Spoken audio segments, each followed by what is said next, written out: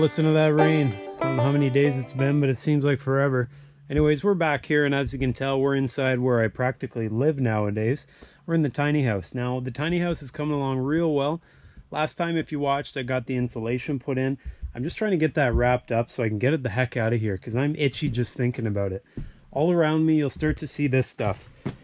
People call it all kinds of stuff, plastic, wall cover, I don't know what they call it, but this stuff is vapor barrier. It helps you to keep the cold air away from the warm air on the inside.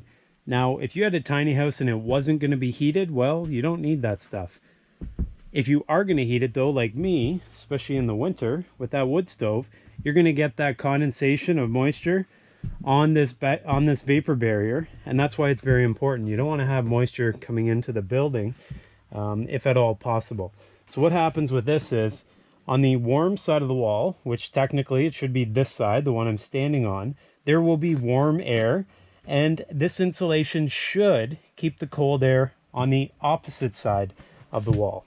In reality, it's never going to be perfect. You're going to have some spots where the R value is not high enough to overcome the temperature outside. And so cold air is going to creep in through the exterior, sneak around this insulation, and it's going to make a cold zone on the inside somewhere in that wall cavity. When the warm air meets the cold air, you get the condensation. So the warm air condenses because of the cold, hence creating moisture, ultimately creating a pretty bad situation. What vapor barrier is there for is to allow that vapor barrier, that vapor, water vapor that condenses, to collect on the outside, the exterior side of that plastic sheet, thus keeping it from coming to the inside. All right, if that was kind of mumbly jumbly, well, you can do a Google search and you'll probably see a picture showing the same thing.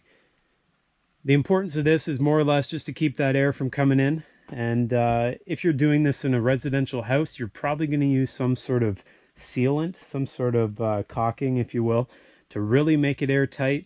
For me, not going to do that because I want a little bit of air leakage, because I need air for this wood stove. Believe it or not, you can have issues where your building is too tight, meaning it's sealed so well from the outside air that your wood stove barely works. Hence, on the back of new modern wood stoves, you tend to see a cold air inlet. All right, so we want a little bit of leakage, so I'm not going to put the caulking on all the lower joints and upper joints. I want a little bit of air leakage. This is more or less just to keep that moisture at bay, keep it to the outside where it can dry. So what you're about to see is I'm going to go around and staple, because I've already started putting this stuff up, and I tell you, that was a struggle. Not so much on the walls, that goes up pretty well. Once you get up into the ceiling or up into the rafters there, that's where stuff really becomes a pain in the you-know-what. So what I'm about to do is go ahead and finish stapling, and once I get this all stapled up tight, I'm going to come back to the windows and we'll put down some of that tuck tape, the red stuff, in order to, keep it as best sealed as we can. So hold on, here we go. All right. So when you're putting the moisture, vapor barrier, you want to make sure it goes in tight to the corners, because when you put your inside wall finishing on, you want to be able to push it right into the corner of the framing. So just make sure you staple it in there tight. And I always tend to put some staples down along the bottom as the last step. And I don't know about you guys, I probably have some mild OCD, but when I'm putting up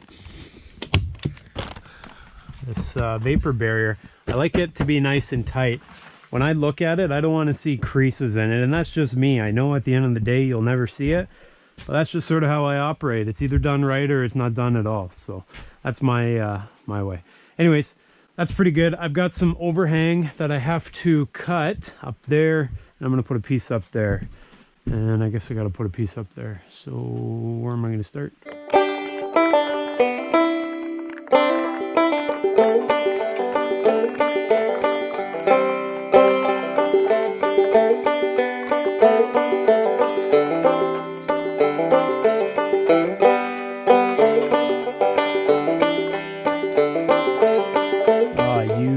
Look at that.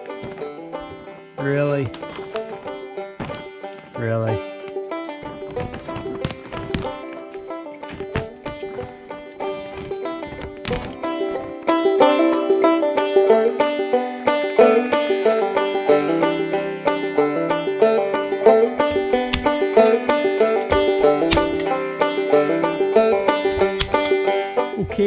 good enough for me. Guess I'll head up to the loft, tack that in, tack the end in, and that's all she wrote.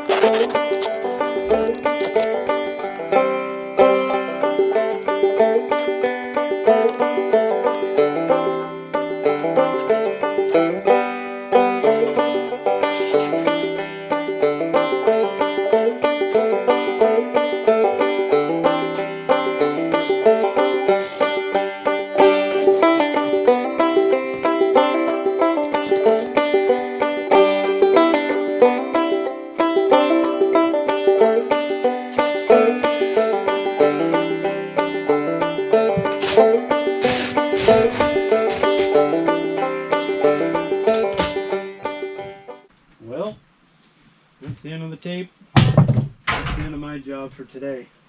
Well, as you guys just saw, I'm out of tape. I'm also out of patience, and I'm pretty much out of time today, so I'm wrapping things up.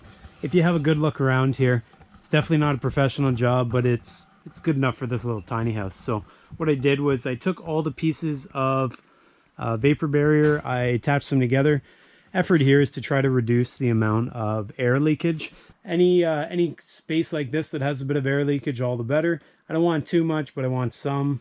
I know it's kind of a funny thing to say, but anyways, that's all I'm doing. So I've got everything buttoned up. I'm gonna get this junk pile behind me cleaned up, and I think next time that we're here, I'm probably gonna look at that wood stove and start looking at where I'm gonna put the hole through the roof. So with that, I'm gonna cut it here today. Appreciate all you guys watching. If you're new to the channel, appreciate you being here. If you're old, well, welcome back. If you guys could do me a big favor, hit that subscribe button down below, and also you can click on the logo at the end of this video. That'll take you directly there. In the meantime, you guys all take care, and we'll see you next time.